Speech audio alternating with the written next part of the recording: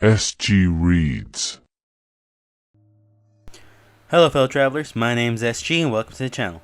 Today we're continuing on with the Marble Hornets storyline, and with numbers 26 to number 15, the entries that is, and we'll be continuing on with our theories, what the story has been so far, and where it might be going. Then again, I'm telling you that I am going in this mostly blind. I have been aware of the stories, I've seen shorts along the way, but for the most part this is the first time that I've actually ever sat through and watched the entirety in its full. So, because it's so long and there's so many side entries along the way, it had to be broken up into parts. So, this is part 2, and we will be doing part 3 next weekend. So, with that being said, let's get started, shall we? But before we do that, please leave a like, comment, subscribe down below. I'd really appreciate it, it helps me out. And let's get started. Alright, right off the bat, we are starting off right from where we left off in the first part. From episode 25, we do know that Jay's house was burned down, and since then, in entry number 26, Jay has said that he has not really been able to rest since then. He's been moving from place to place, hotel to hotel, trying to find a place to rest, but not really feeling safe anywhere. And at the same time, still trying to look for Alex. But at this point, he feels that he just wants to call this a day. He doesn't really want to continue on with this weirdness happening around him. And that's when he gets a package in the mail, this being another tape. On the tape, we do see that Alex has, in fact, still alive, that is current. You can tell by the timestamp that it is currently just maybe a few weeks prior to this. And that it does show that he was with somebody, living in an apartment, and probably had a girlfriend named Amy. There, we do know that the Slenderman did attack him on tape, and from that, we are cut out. After that, Jay does get this sense that there is something picking up in the overall storyline, so he goes to the marked address that has been sent to him. When he goes there, he finds that it's empty and dilapidated, with little bits of blood all over the place, and is ultimately knocked out. In the next entry, we do know that he wakes up in an apartment building that he is not really aware of, but he then realizes that it's not an apartment, it's a hotel. Turns out that when he looked at the time and the date, he had actually been unconscious for at least 3 months. What was he doing in those 3 months? He doesn't know. He's trying to backtrack what has happened since then. All he knows is that he is in this weird apartment building in a town he has no idea where he is, and that the only connecting things are that he has a series of tapes that are around him, and a vault that seems to be activated in the hotel room to a code that only he is knowing of. But the problem is, he doesn't really know what the code is, considering that he still has this sort of amnesia around him. As he explores the area, he finds this wooded area that matches the other wooded areas that he's checked in the past, Rosswood. And he has also become friends with his neighbor in the apartment building of a conjoint room kind of situation named Jessica. She seems to also be experiencing some weird stuff along the way too, having memory loss and having certain things happening to her along the way. She's trying to get answers and explanations along the way as well, but in the process we don't really know much other than that. When she tries to confront him about the information that he might know, he says that it's best if they pack and get ready to go, and he'll explain once they get to a safer location. When he goes to her room, she finds that she is gone.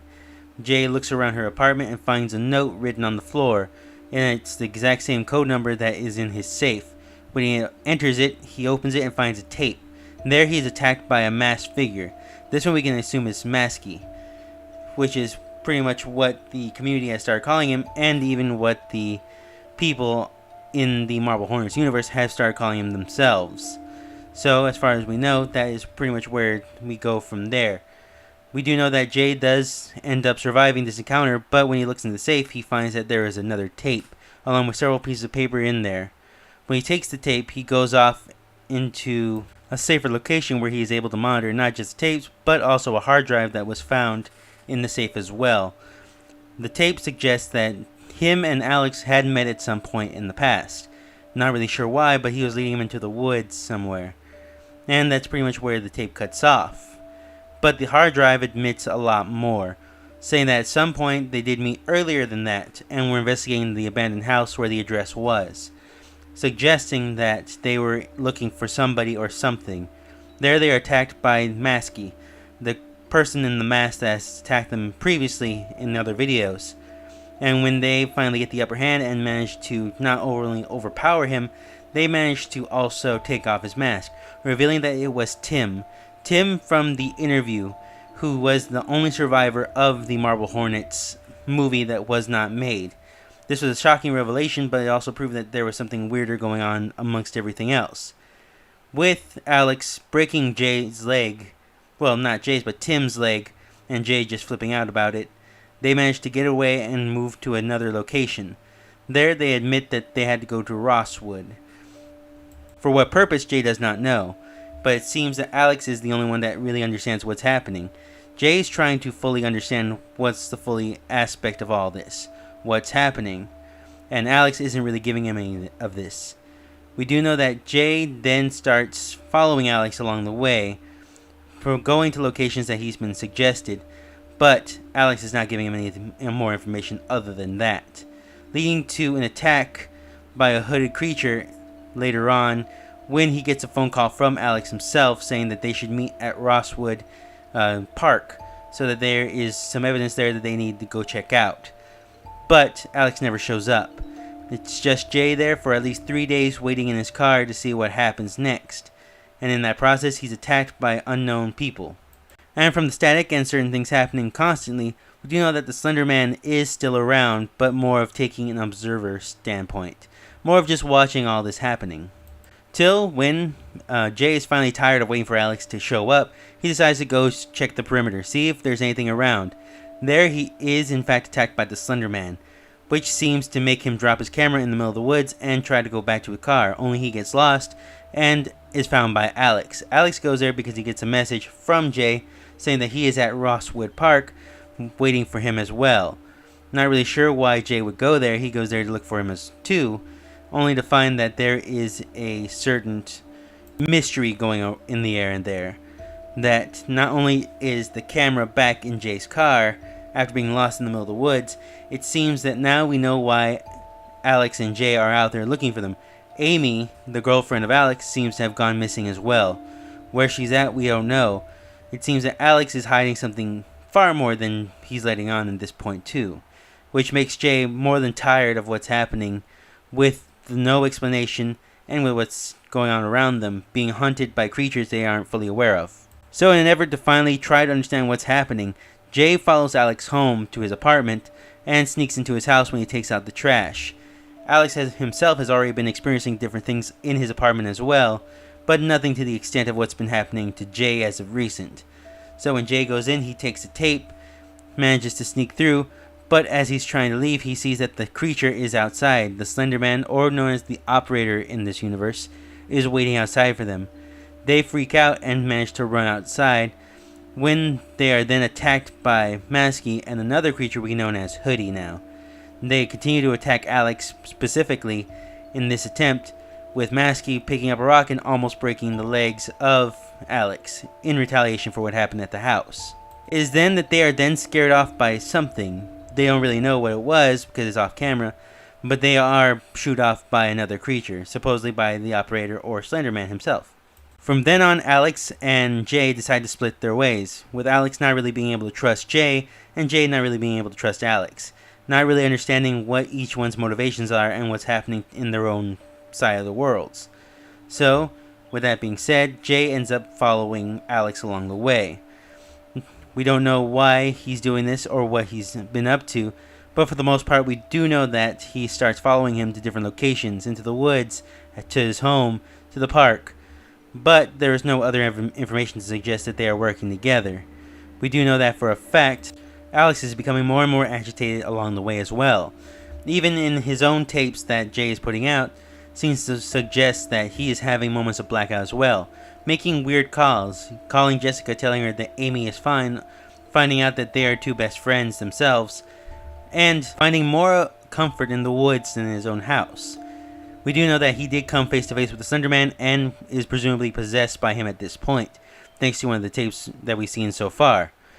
But from all that, we don't really know anything else, other than when Jay was following him into an abandoned drain pipe, Alex himself had decided to attack another bystander who just wanted to know if everything was fine.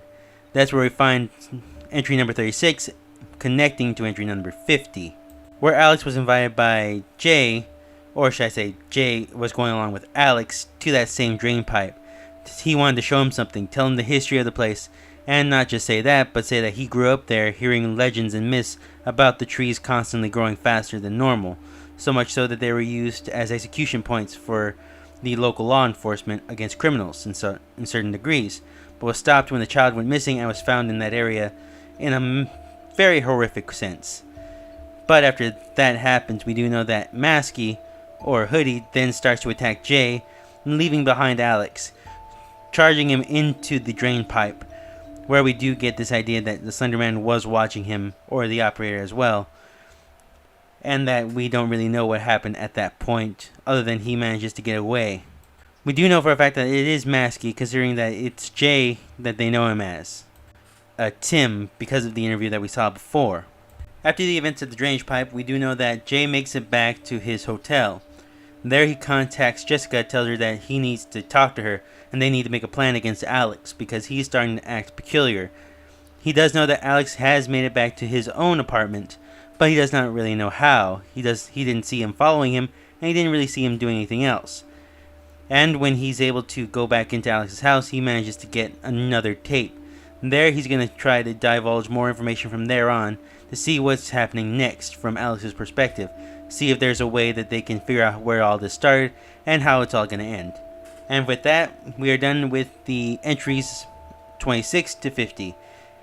I do suggest going to go check it out yourself. It's a really an experience that you need to experience firsthand. I do think that I could give a brief rundown of the major story overall. It does help to have more of your own first-person experience. So, I'll leave a link down below from where I left off and to the last video, so please check them out when you can. And let's get started. Moving on, shall we? Now, just like before, there are two sets of viewers here. One being the Marble Hornets main channel, and the next one being the To the Ark storyline. Now, there haven't been that many videos from To the Ark interrupting the main story.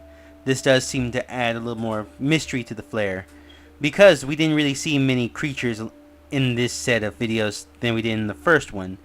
But this seems to be more story driven overall, with To the Ark offering just little tidbits here and there, saying they're tired of waiting. There is information that they are withholding, and at the same time they're telling the Jay, along with Alex probably, to remember who they really are, what's happening, and what's going to happen later on in the future.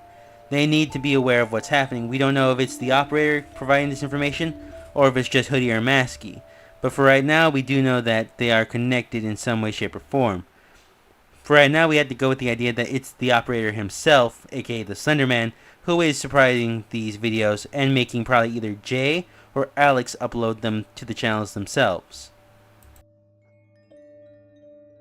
Now we are introduced to an interesting character that does move with the story in a weird way, and that being Jessica, best friend Amy, who is supposedly the girlfriend to Alex, who has gone missing at this point.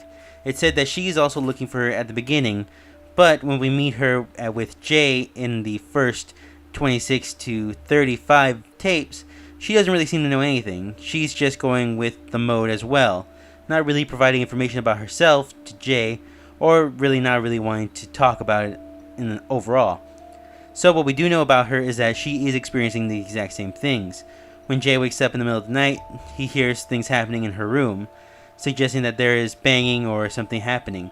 When he goes to confront her, she's saying she doesn't really know, looking exhausted as well. And when she does go to confront him, she talks about missing memories, seeing things that aren't there and hearing things that aren't there as well, saying that this has been happening not just recently, but since she was a kid.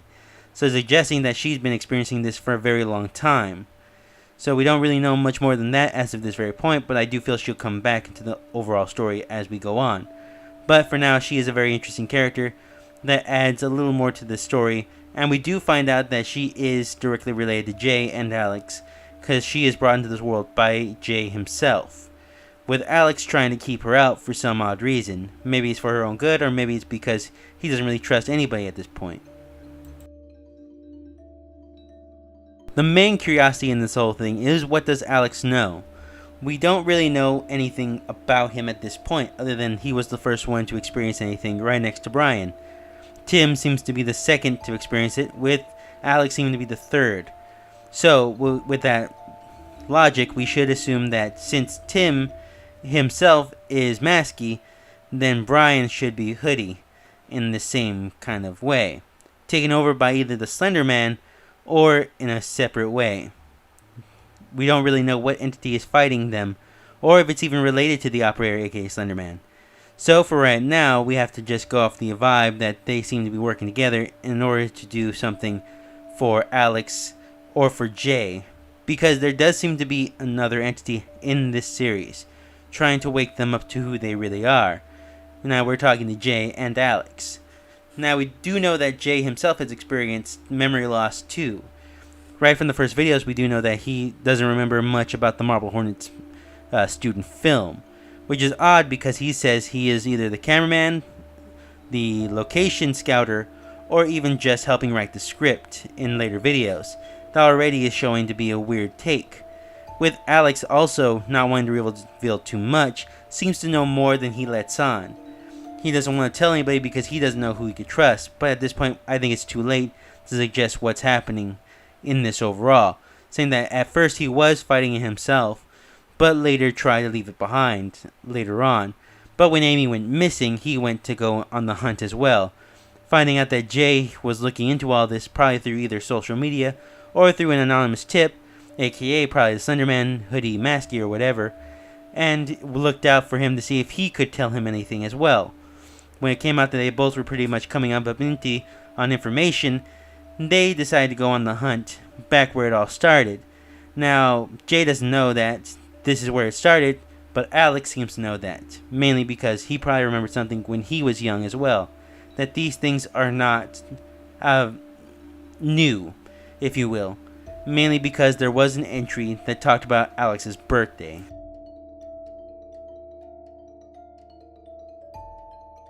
Now, as I said, Alex's birthday does seem to be a bigger part of this, suggesting that Alex has been haunted by the Slenderman or by an entity known as the Operator since he was very young, mainly because this is a weird tape to add into the whole mix, something that has been in there with the audio distortion in the video from the very beginning of it. And as we've talked about in the past, audio distortion often means that the Slenderman, aka the Operator, is around already, that he is stronger there. And the fact that it's starting strong and ends strong means that this is the final phases of the Slenderman in this timeline, suggesting that the Slenderman was haunting Alex from the very beginning.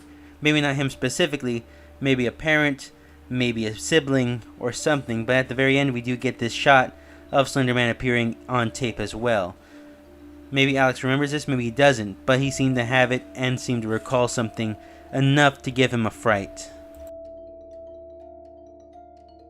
Now, the main thing is that Alex states in the video that none of this has started happening since he talked to Jay. Jay is the main catalyst in this whole thing, I had to say. Now, we do know that Amy and Alex were attacked by the Slenderman once, but he said it hasn't been a very long time since he's seen him, and that they haven't been attacked by those creatures since Jay has come in. So, for the most part, it seems that Jay is the bait in this whole situation. He's the one kind of aggravating the specters from attacking. So, for the most part, it seems that they use Jay to look for Alex, because it seems like he was already almost at that point of becoming a creature towards the end of the Marble Hornets shooting, before he decided to just quit, call it a day, and try to burn the tapes along the way, making Jay want to collect them as well. We don't know why he collected them or how, but for now we do know that he did collect them shortly after Alex wanted to dispose of them. There does seem to be a lot more people coming out of the woodwork to look for either missing persons or for the Slenderman case. Because if we look in one of the other tapes where Jay's going back after 3 months looking for this house or looking for this tunnel in the woods of Rosewood, we do know that somebody's following him, and it doesn't match any of the other people that we've seen in the videos. It doesn't match Brian as far as we know. It doesn't match Tim or Alex or even Jessica. This is a weird instance of happening because we can't tell that he was following him specifically, mainly because he kept going deeper into the woods right behind him. either looking for the person that Alex hurt in the middle of his videos, while Jay was looking for him, or maybe it's somebody who's being haunted by these same memories. To me, this suggests that this is a bigger event happening. This is a spread thing. This is happening around this area. And that's something Jessica's kind of hinting at. That there is a bigger story overall that's happening to more than they know. Because Jessica's having these memory issues and being attacked by these creatures as well. It's just that Jay may be the one that has antagonized it. Or agitated them to a point. So for right now, it has to be that there is something bigger happening. More people are coming in and more things are being involved and making the story seem a little more straightforward, while at the same time it's making it a little more cryptic. Being said, that's all I have for right now. I do have a couple other theories coming in later on about it, but I want to wait till we've actually finished the main series and probably do an overview of everything at the very end of the day. So for now, we're going to leave it at that. If you have an opinion or a comment on it, please leave it down in the description and in the comment section below. I'd really like to hear it, because this has been a very fun and interesting series to actually follow. Even though I'm very, very late in the game for it, I do think that it's still worth looking at and very fun. Thanks again for watching. Please support the original creator. I'll leave links down below to the tapes that we have left on. And yeah, please leave a like, comment, subscribe down below. And thanks for watching. See you guys next time and have a great day. See ya.